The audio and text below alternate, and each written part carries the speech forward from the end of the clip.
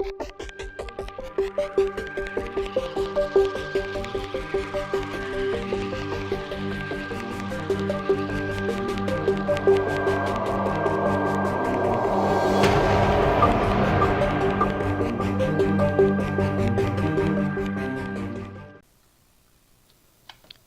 everyone and welcome to my UDK tutorial series.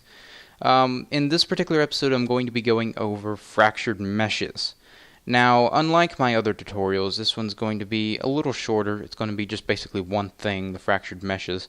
And while in and of itself it's not something like a huge topic, it's not incredibly complex, it is certainly something that is definitely worth mentioning, so I felt I'd go ahead and give it a tutorial of its own.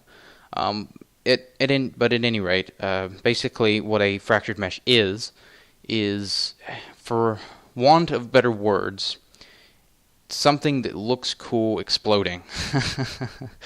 Basically, if you're familiar with Battlefield, as you're running around the game world shooting at the enemies and stuff, various parts of the level will, when shot, explode and shatter, and you can interact with the game world in that way. It's not like a static game world where you can just, you can shoot at a tree and shoot a missile at a tree and the tree will just sit there like completely invulnerable. And because before, whenever we've been messing around in UDK, we've been using static meshes, which you could drop a nuke on a static mesh and it'll just be like, what, a nuke? I didn't know there was such a thing as a nuke because I'm invulnerable. Ha ha ha, I'm also immortal. But basically, a fractured mesh can be destroyed by damage. Now, what that damage is determinable in various code and weapons and stuff that you set up. You'll have to set it that they can damage objects, and I'm not going to get into all of that. But it can be damaged, and whenever it is damaged, the chunks that are damaged will fly off and have physics aspects, and you can attach cool particle effects when it's damaged, and all of that fun stuff. So basically, let's go ahead and jump into this and get started. So the way that you actually start creating a fractured mesh is very easy. Just select a mesh that you want to use and then open the static mesh editor. Now, I've gone ahead and this cube that's already in this level right now, I decided I'd go ahead and make it a fractured mesh. So I just kind of selected it and then right-click, edit using static mesh editor. And let me just exit that because I already have it up. And then basically you get this. Now this might look a little confusing at first, but it's really a very simple window. In this giant pane here where we have this cube, you can left-click to zoom in and out. You just hold left-click, and you can also kind of spin the object around like that. And then you can zoom in and out. The middle mouse button does nothing, even if you hold it or scroll wheel it. But the right mouse button allows you to spin and then go all around the object. So you can use both left and mouse button for spinning. However, the right mouse button allows you to go up and down. So then the left mouse button for zoom. So pretty simple. Before we get into all the options and cool stuff over there, the mesh thing allows you to import mesh level of detail. Remove a level of detail, generate level of details, and then you can generate unique UVs. You can export, import light map meshes if you want to make your own personal light map for the mesh. And then you can change the mesh whenever. So basically, you can change the mesh to a different mesh if you want to when working in the editor. It's easier to just go out of the editor. Just pick a different mesh in the content browser, right-click it, open it in the editor, but whatever.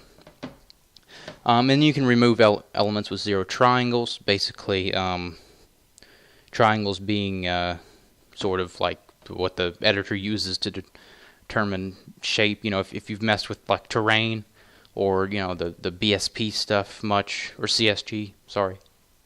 Then you know what the triangles are, because it's the triangles, the individual, like the wireframe. It's how it's divided up into a whole bunch of triangles, so you can remove elements with no triangles at all. And then the view, it just allows you to select different things, which all of it is mostly down here on the channel, or on the little hotbar. Most of it anyway, not all of it. But basically just different options and different things for you to look at. And then tool, so you can save thumbnail angle, or you get the fracture tool, which we will be using momentarily. I My goodness, can't talk. There. All right, collision. You can add convex collision. If you have like your own collision or something, you can go down here, click this. Well, I'm sorry, no, that's allowing you to kind of customize your own sort of collision of how you want that to be. But you can just basically allow some collision settings. So if you want to change up the very collision of the mesh itself, for instance, maybe the collision's not working correctly. You don't want to have to create. I mean, because there are collision volumes in the UDK that you can just place down, so you don't have to come in here. But maybe you're placing down like hundreds of these things all over the map. You don't want to have to place down collision volumes everywhere. You can kind of adjust the collision for this mesh to be how you want it here. And again, it doesn't allow too much stuff with it. Too much customization with collision here, but you can do some stuff. And you can remove collision entirely if you want to. So all that good stuff. And then the window. You've got this option. You've got the boxes that you can do if you want to. So that's there.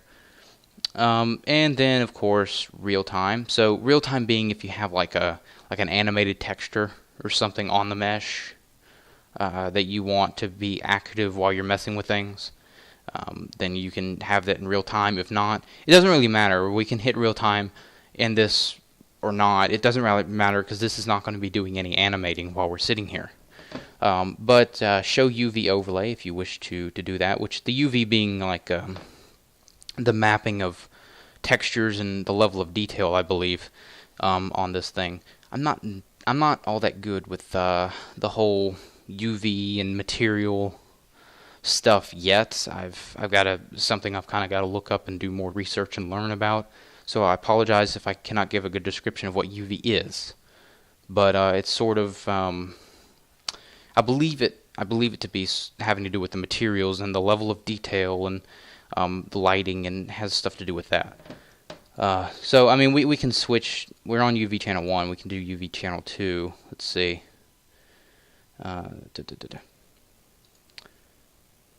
So actually there's no UV for that one.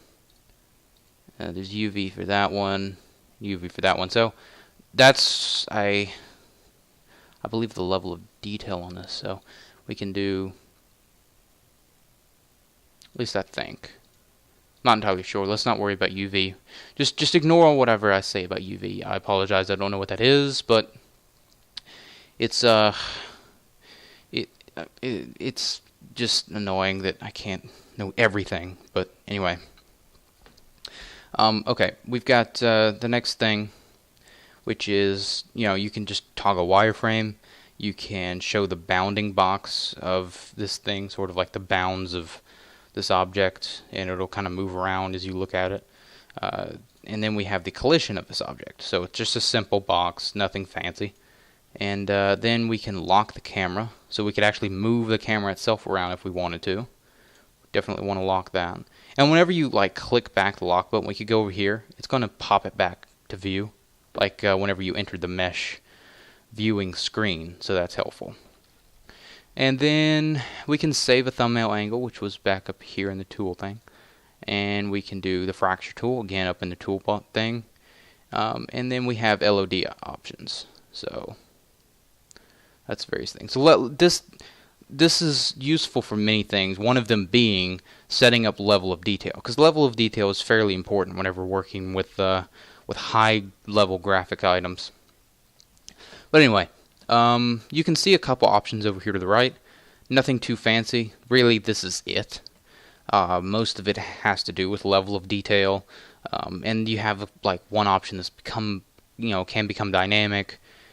Nothing really too fancy, some light map stuff and stuff like that. But basically, we have here the just a normal thing. We can go up and do fracture tool, and then we get this fancy box. Now, what this is asking us is how we want to set up the fracturing. we could tell it how many chunks we want this thing to actually have. Now, you want to be careful when selecting your chunks, because while you don't want to have too few, you also don't want to have too many. We can select a max of 150, which is a giant number for something this size. You may want to do 150 if you're just wanting to fracture an entire building mesh that you've created. But for something like this, you don't want that many. Plus, the more chunks you have, the more individual pieces are going to be flying off, and the more physics calculations the editor has to do, or the engine has to do, and the more lag you get.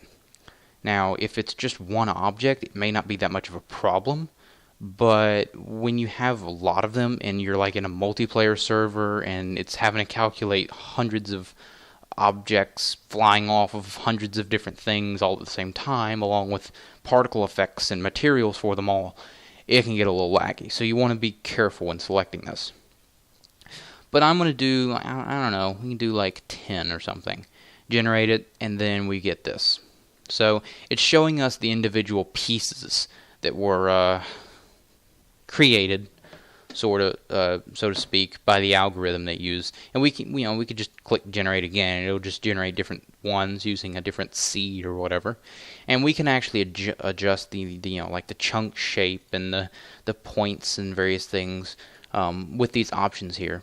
I believe it's on an XYZ scale.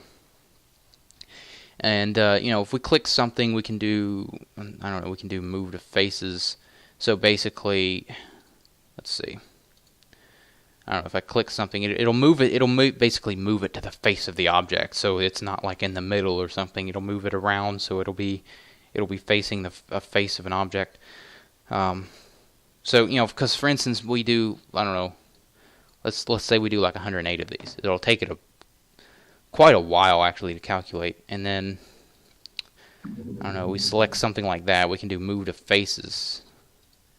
That didn't really affect it too much. Whoops. It's having to recalculate them all now. So give it a minute. There. So I believe, where did it even go? Wireframe it. There. So it's tried to move that piece, which, I mean, we've got a whole bunch of chunks on the inside of this too, so it's tried to move it around so it can get it closer to the face of the object while still retaining the original shape of all the other chunks. So it can do a little finessing with this. I'm going to turn this down because that takes forever to calculate. Let's do like, I don't know, 24 chunks. That's a safer bet. So anyway, you can see we've got like chunks on the inside of this thing too. With lower chunks, usually you'll have everything already hitting at least one face of the object, but sometimes it's not always going to do that. But aside from the actual generation of the chunks, if we select a chunk like this, obviously it becomes highlighted, and I end up liking to have this be completely solid colors, just because it kind of helps with visualizing this a little bit easier. But basically, we have some options we can select over here. We can actually tell this whether or not the chunk itself is in fact destroyable. So in shooters and stuff, you can actually be, have like your guy hiding behind some cover and shooting out of the cover and stuff. And the cover could be destroyable, but to a point. So the cover is not completely destroyable. It is destroyable, but there will be some left. Less cover, less protection, but it will still be left. So you can set some things as just not being destroyable at all. So you can kind of maintain some dignification of your level rather than just everything being destroyed and be left with like a flat plane and just snipers taking everybody out. But I mean, if you're doing a shooter, you could be using this for plenty of other things. I'm just using that as an example. So you could set certain things to be destroyable, and you can also set things to be a support chunk. A support chunk being something that will, whenever it is destroyed, it sort of brings down other things with it. So I could set like, let's see, select bottom. So I could select the entire bottom and set that to, where does my mouse go? Oh, there it is. Oh, that's weird. It kind of disappeared for a moment. Okay, support chunk. So now the entire bottom is a support chunk.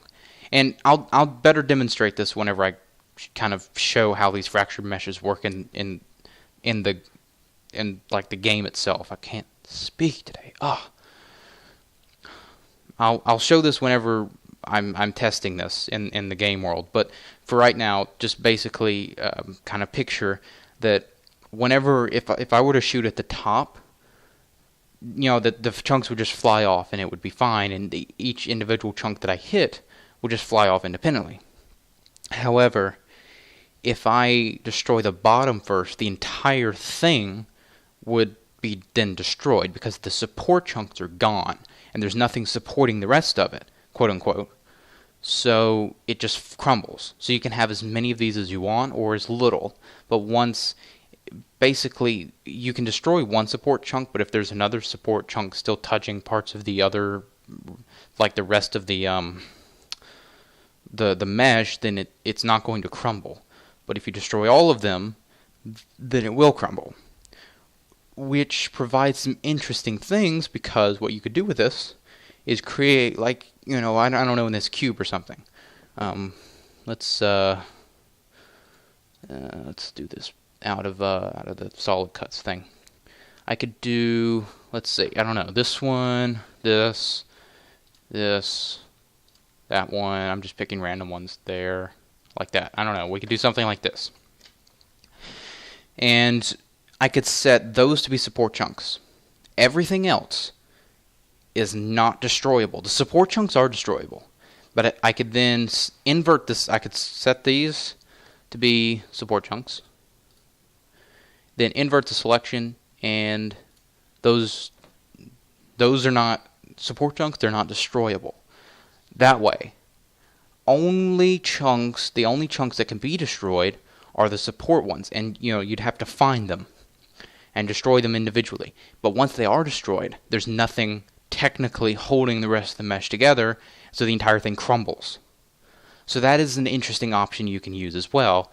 If you want to be able to make it a little bit harder for people to destroy cover, they have to hit, like, I don't know, weak points of the cover, and then the whole thing will just crumble. But they can't hit anything else because it doesn't do anything, or you know, something like that if you want. But let's see, what else have we got? You can do spawn new physics. So if you want to set to kind of just help the entire lagging thing, you can have certain chunks just not spawn any physics at all. For instance, maybe some that are inside the mesh. You know, if you generate like 100 or so, you know, some of the ones that are going to be inside the mesh, you don't have to actually generate physics for. Or some really small chunks or something, you don't have to generate physics for each individual small chunk. Because if you were looking last time, I had that little bitty small chunk that was sitting there at the face. It probably went in deeper. But if you hit that one little thing, you don't need to generate a physics thing for it. You could just, you know, have it just disappear. So you can have some of them just not generate physics, and some of them do. It's entirely up to you. But it's very helpful for dealing with the whole lag thing. Now, let's see. That's pretty much it as far as the chunk options. Now, the chunk selection is pretty simple. You can just kind of grow selection or shrink selection. Grow, shrink, pretty simple. Select top, select bottom, invert selection. There you go. That's pretty simple. And then you can view only, view all but. And then you can do so you can view everything, view only this one. Let's see. Let me show the wireframe again, and then show chunks 1 or 3, and then view only, view all but, view only this one. That doesn't seem to be working.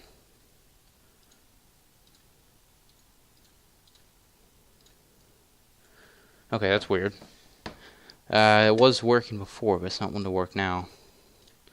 Alright, whatever. Anyway, you've got some various options there. And I mean, you could do various colors for things.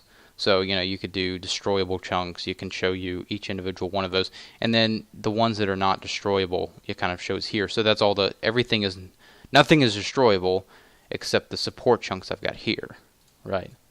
So that's an option you can do. But anyway, and then show core. Now core, I've tried looking this. I mean, I've looked this up before, but I don't know. It's kind of iffy whenever it decides it wants to allow you to put in a core and when not to. I don't know. It's weird.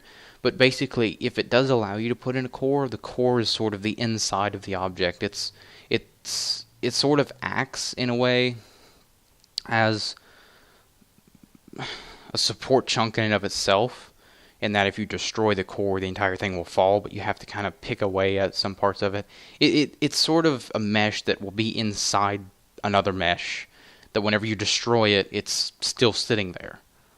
So if I wanted to have like a concrete rod in the middle of this box, I could, by having just another mesh sitting there.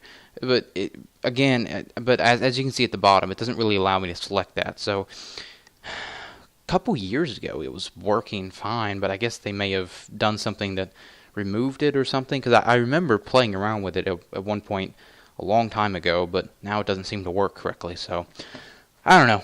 But basically, whenever you're done playing around with all this stuff and setting it up the way you want, hit slice, and it'll want you to save it. Now basically what this means is you can have two copies of the same mesh. One's a static mesh, just a normal everyday static mesh. The other is the fractured version. So you could set up both throughout your level if you don't want to have to deal, with setting up like a fractured mesh that has all of the chunks destroyable and some of them with none of the chunks destroyable. You can set up just a fractured mesh and then a static mesh. But this also means you can set up multiple versions of a fractured mesh if you want to do that, so that it's not always the same exact explosion pattern or the same exact hitboxes for things, if you want to kind of change it up. So you can have multiple versions of the same thing. You could even have like ones with very low chunk counts and ones with very high chunk counts, because again, the number of chunks also determines the size of the individual chunks.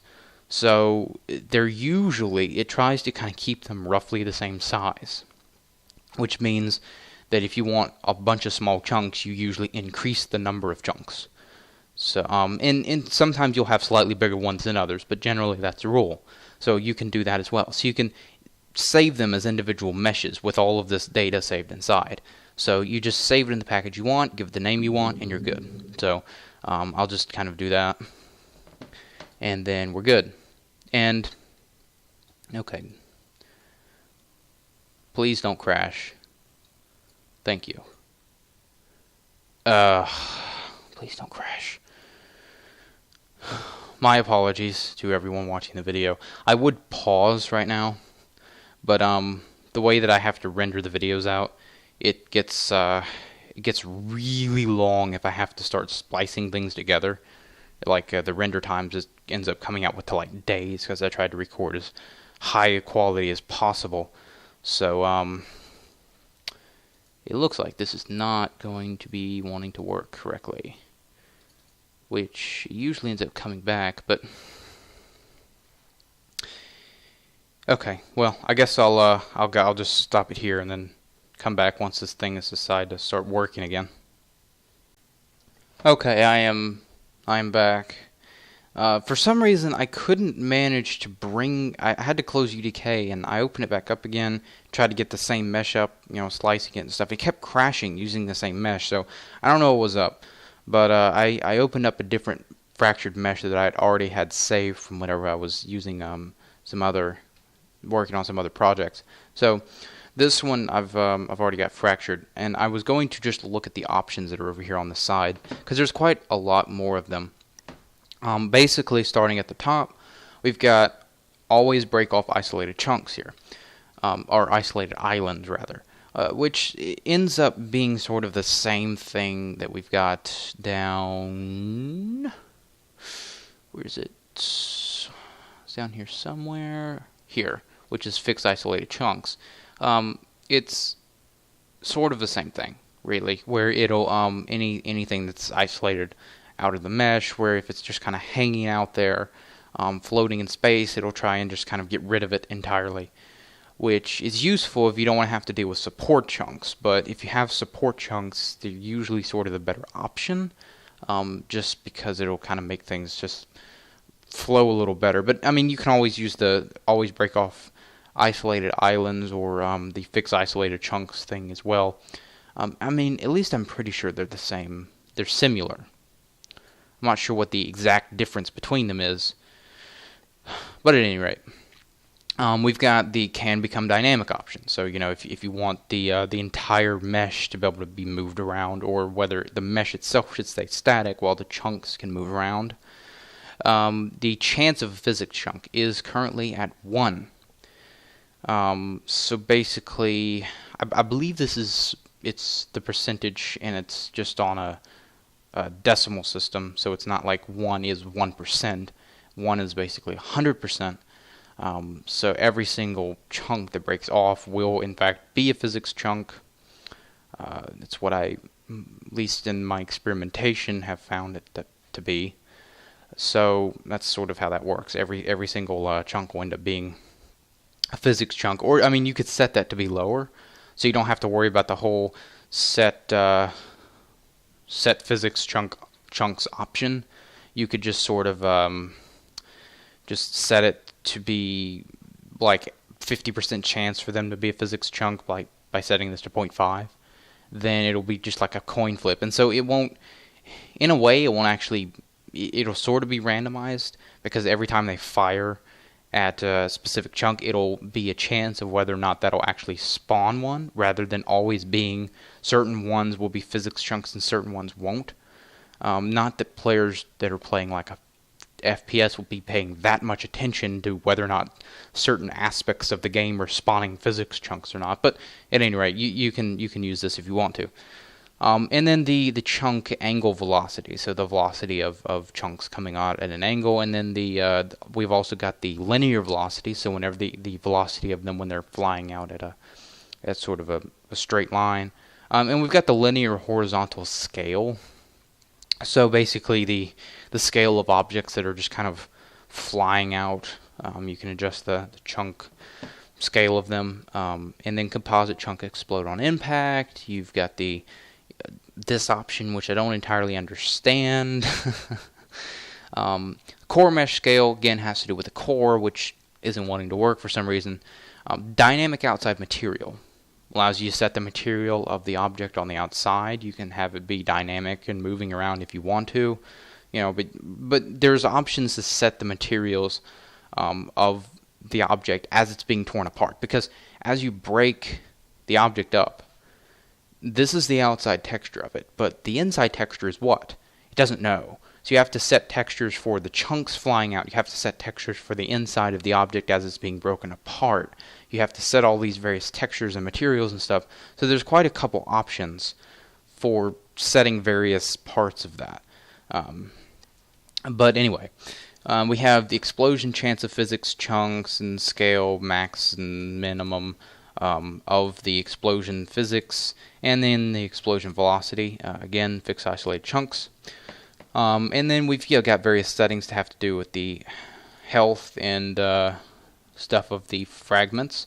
Now the destroy effects scale and destroy effects, if I click add new item, I can actually set this to be, hang on, forgot to do my full screen back again. Okay. This allows you to set a particle system up to be with this, so that every time this is like a chunk is destroyed, or either it's every time a chunk is destroyed or every time it's hit. I'm not sure which one, but one of the two. Every time something happens to this mesh, a particle system will occur. So if you want sort of like an explosion effect or something on like this wall, or maybe even a dust effect, I don't know. You could have that occur every time a chunk is destroyed, and it will be at that chunk location. And you can also scale it up to be as big as you want it, or as small as you want it. And let's see. Then you've got some light map options, and then your level of detail stuff. Now, your level of detail info, you've got all kinds of things all inside this, and you have materials you can set so that it'll know sort of what you can use for the LOD, and then the loose chunk outside material. Basically, if a chunk's just kind of sitting on the ground, because again, these chunks are going to have physics to them. So when you hit it, it's going to fly out, and they're going to sit on the ground. Some of them will despawn. It'll do some kind of cleaning up. It won't just have them all sitting there. But some of them may just kind of sit on the ground. So what do you want that to look like? This kind of thing. And then the minimum connection support area. So the support chunks sort of kind of like the minimum amount it can connect to. And then normal physics chunk scale, and the scaling of the chunks and stuff outside material index, and just general stuff. And then whether or not to actually spawn physics chunks at all.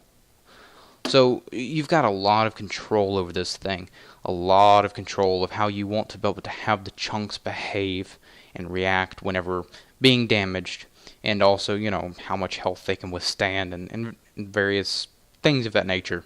So it's relatively neat.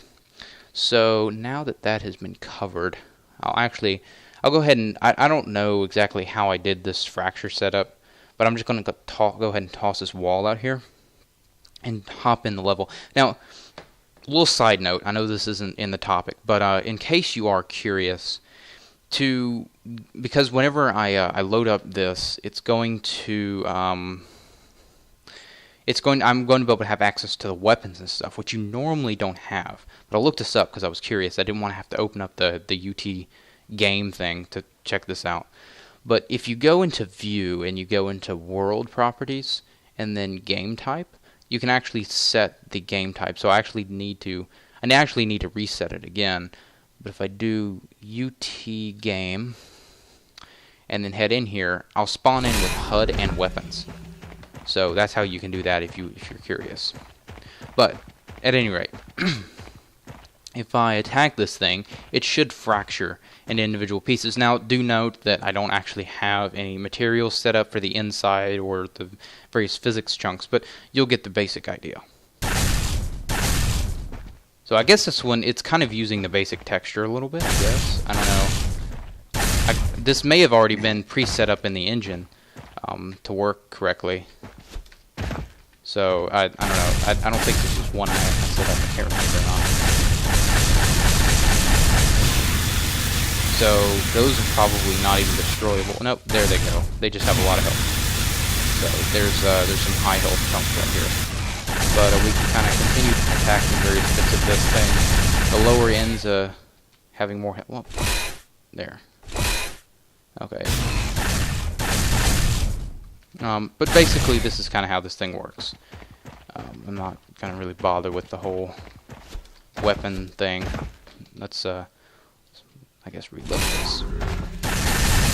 So I would imagine if I kept firing at the bottom here, it may not eventually break. It may just have a lot of health. It may not even be breakable. I guess it's not even breakable.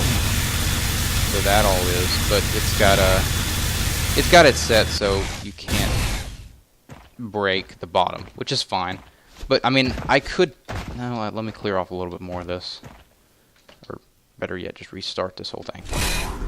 As I'm destroying this, I destroy enough of this, I can jump through this. Come on. At least I should be able to. It's not letting... I can't get over that little edge there. Oh, dang it, I can't get over this part. But, I mean, technically, you would be able to jump through this if that edge wasn't there. Which, unfortunately, it is. But anyway. And I could set up a particle system so that every time one of these is destroyed, it would have something happen. But basically, that's sort of the way that the fractured meshes work. And let me go back into this again.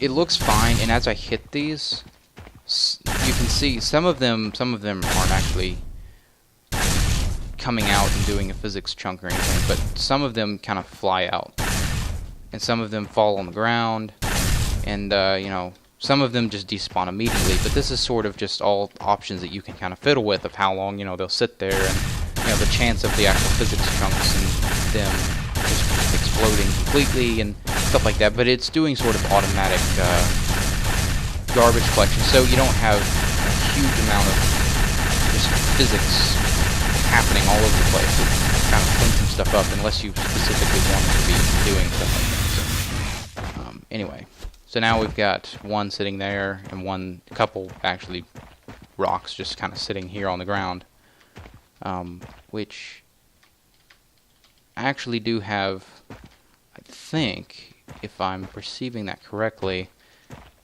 collision of themselves. Maybe not. I can't tell if I'm actually stepping on it or not. But I don't think no, they don't have collision. Maybe not. I don't know. But at any rate, that's that. So that's pretty much the basics of this. This ran a little bit longer than I had expected it to, but that's sort of the basics of the fractured mesh stuff. Hopefully you have enjoyed, and again, I do apologize for some things that I wasn't able to explain fully and adequately. That's basically it for the fractured mesh stuff. As far as feedback and stuff, I would appreciate it if people would provide me with some things that they would like me to do, because I'm kind of running out of things that I'm going to be doing in UDK. I may, for next week's upload, I may do something that's not UDK.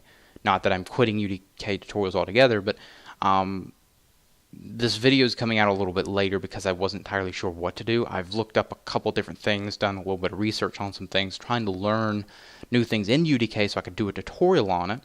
But some of the AI stuff I was looking up it's rather complicated and had a lot of stuff to do with scripting and the Unreal script, which I could partially understand, but not to the point of doing a tutorial on it, because I don't want to do, and albeit I don't understand everything, every single little bitty aspect in every tutorial that I do, but I don't want to do a tutorial where I don't understand at least half of the stuff. I mean, I want to understand at least 50% of what I'm talking about. So some of it had some complicated scripting stuff, and the AI stuff is just a little bit complicated, so I decided, you know, I would do something else, and I came up with the fractured mesh stuff. But I was even looking up doing some stuff with the particle editor, but a lot of that stuff is kind of confusing and iffy as well. So I'm trying to think of something I can do.